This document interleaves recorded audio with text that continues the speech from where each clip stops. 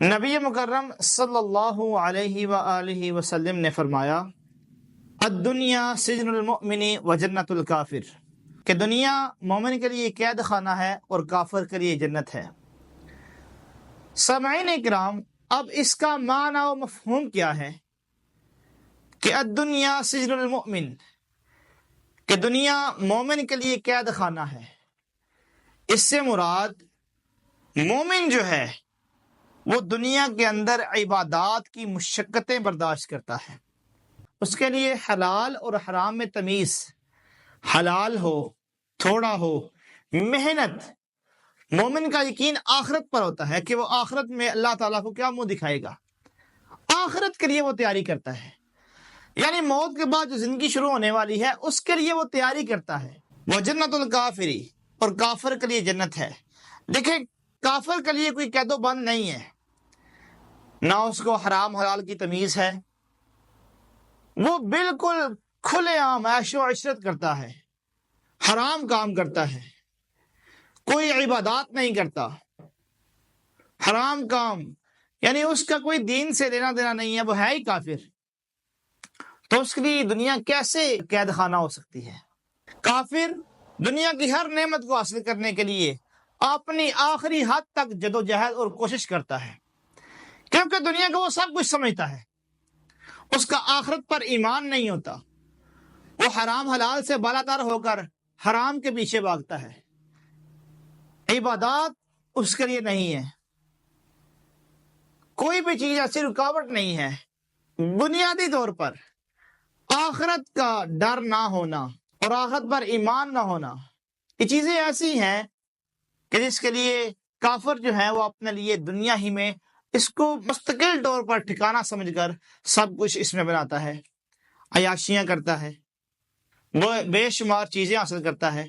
اور وہ آخر تک اپنی جان تک داؤ پہ لگا دیتا ہے کہ وہ ان چیزوں میں کامیاب ہو۔ جبکہ مومن، اس کے لیے عبادات کی مشقتیں، اس کے لیے حلال اور حرام میں تمیز، حلال ہو تھوڑا ہو، محنت۔ مومن کا یقین آخرت پر ہوتا ہے کہ وہ آخرت میں اللہ تعالیٰ کو کیا منہ دکھائے گا، آخرت کے لیے وہ تیاری کرتا ہے، یعنی موت کے بعد جو زندگی شروع ہونے والی ہے اس کے لیے وہ تیاری کرتا ہے، وہ مشقت کرتا ہے، محنت کرتا ہے، وہ عبادات کا سلسلہ ہو، وہ حلال رزق کمانے کا سلسلہ ہو، برائیوں سے بچتا ہے، اپنے دامن کو ہر بری چیز سے محفوظ رکھتا ہے، اور ایسے زندگی گزارتا ہے جیسے ایک قید و بند میں کوئی بندہ ہو۔ مسلمان کیسے ہی عیاش ہو مگر کافر کی طرح عیش نہیں کرتا۔ کافر کے نزدیک حرام حلال کچھ نہیں، کافر کو اپنی آخرت کی کوئی فکر نہیں، عبادات کی مشقت اس کو بالکل نہیں۔ مسلمان کے لیے یہ سب محنتیں ہیں، اس پر حشر ہوگا، قبر کا خوف ہے، یہاں فکر معیشت ہے اور وہاں فکر وحشت ہے،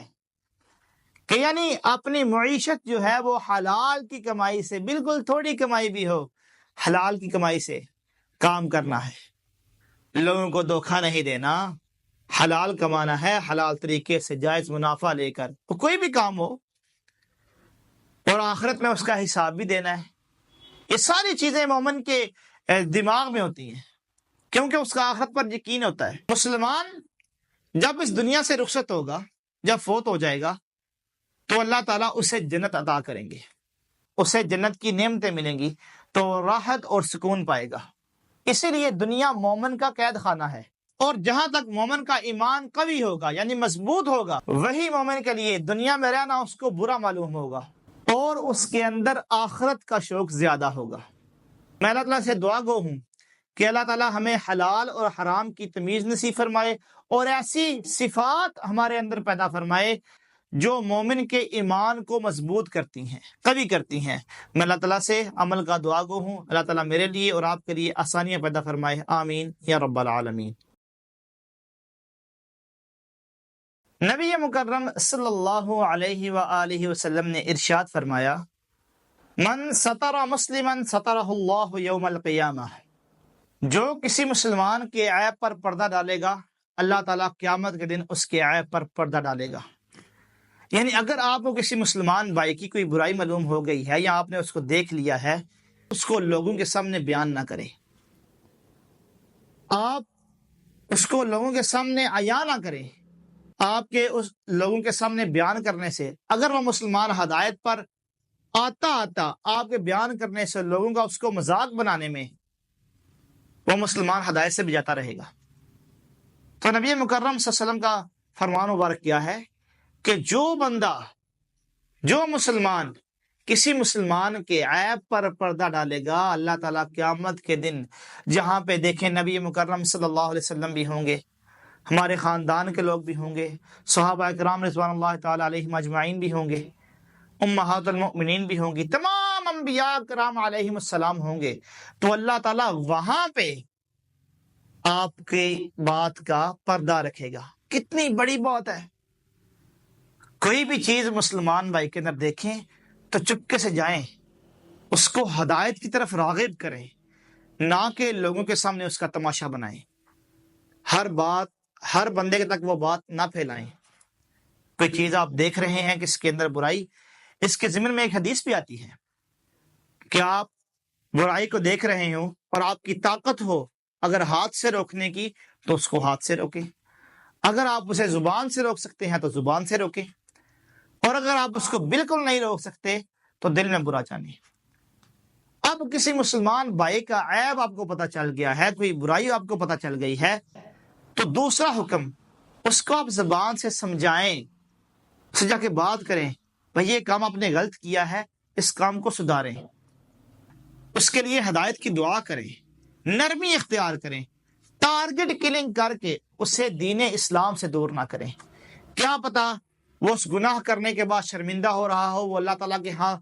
توبہ استغفار کرنا چاہتا ہو، لیکن آپ نے اس کا عیب بیان کیا، لوگوں کے سامنے اس کا تماشا بنا، وہ مایوسی کی طرف راغب ہو گیا، وہ مایوس ہو گیا، وہ بجائے ہدایت پر آنے کے گناہ کی طرف اور چلا گیا۔ تو نبی مکرم صلی اللہ علیہ وسلم کے ہر فرمان مبارک میں حکمت ہے، اس حکمت کو سمجھیں، اس چیزوں کو سیکھیں۔ یہ چیزیں صرف سننے کے لیے نہیں ہیں، یہ عمل کرنے کے لیے ہیں۔ دیکھیں، آپ کسی مسلمان بھائی کا عیب چھپائیں گے تو معاشرے میں کتنی برائیوں سے وہ بچ جائے گا۔ آپ اس کو ہدایت کی طرف راغب کریں، اگر کر سکتے ہیں اس کو ہدایت کی طرف آپ بلائیں گے تو انشاءاللہ وہ ہدایت کی طرف آئے گا۔ جب ہدایت کی طرف آئے گا تو اللہ تعالیٰ کے قریب ہوگا، اللہ تعالیٰ کو آپ کی یہ عادت کیا پتہ پسند آ جائے اور یہی عادت ہماری بخشش کا ذریعہ بن جائے۔ اور سب سے بڑی بات، نبی مکرم صلی اللہ علیہ وسلم نے ارشاد فرمایا، مسلمان کا بھائی ہے، نہ اس پر ظلم کرتا ہے اور نہ اس کی مدد چھوڑتا ہے، اور جو اپنے بھائی کی حاجت پوری کرنے میں لگا ہو اللہ تعالیٰ اس کی حاجت پوری کرنے میں لگ جاتا ہے۔ سبحان اللہ۔ اور جو اپنے کسی مسلمان بھائی کی پریشانی کو دور کرتا ہے اللہ تعالیٰ اس کی قیامت کے دن پریشانی کو دور کرے گا۔ اور اسی حدیث کے آخر میں آتا ہے کہ جو اپنے کسی مسلمان بھائی کے عیب پر پردہ ڈالے گا، اس کو چھپائے گا، تو اللہ تعالیٰ قیامت کے دن جہاں پہ تمام انبیاء کرام علیہم السلام، نبی مکرم صلی اللہ علیہ وسلم، صحابہ کرام رضوان اللہ تعالیٰ علیہم اجمعین، آپ کے والدین ہوں گے، اللہ تعالیٰ آپ کا عیب وہاں بیان نہیں کرے گا، آپ ذلت و رسوائی سے محفوظ کر دیے جائیں گے۔ میں اللہ تعالیٰ سے دعا گو ہوں کہ اللہ تعالیٰ ہمیں نبی مکرم صلی اللہ علیہ وسلم کے فرمان مبارک پر عمل کرنے کی توفیق عطا فرمائے، آمین یا رب العالمین۔